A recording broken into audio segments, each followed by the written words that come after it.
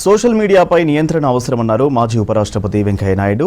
రాజకీయ పార్టీలు voter లిస్టును verify చేసుకోవాలని, ఎన్నికల సమయంలో రాజకీయ పార్టీలు అప్రమత్తంగా ఉండాలని చెప్పారు.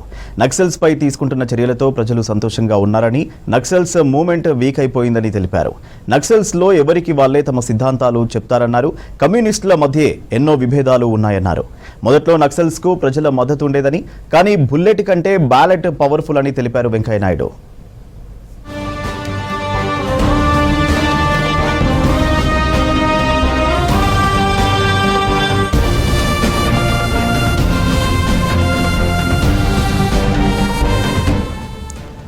ఢిల్లీలో మీడియాలో చిట్చాట్ చేశారు వెంకయ్య. అద్వానీకి పుట్టినరోజు విషెస్ చెప్పేందుకు ఢిల్లీ వెళ్లానన్నారు.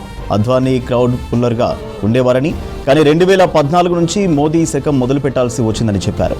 అప్పటికే గుజరాత్ మోడల్పై దేశవ్యాప్తంగా చర్చ జరుగుతుందన్నారు.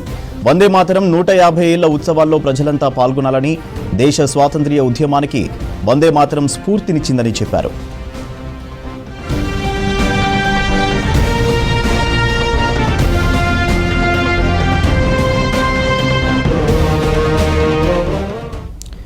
ఇండియా ఇతర దేశాలతో పోలిస్తే తెలివైన దేశమన్నారు వెంకయ్య నాయుడు.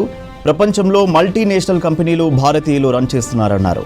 అమెరికాలో పరిస్థితి మారిందని, ఎన్నికల్లో భారత సంతతి వాళ్ళు గెలుస్తున్నారని చెప్పారు మాజీ ఉపరాష్ట్రపతి.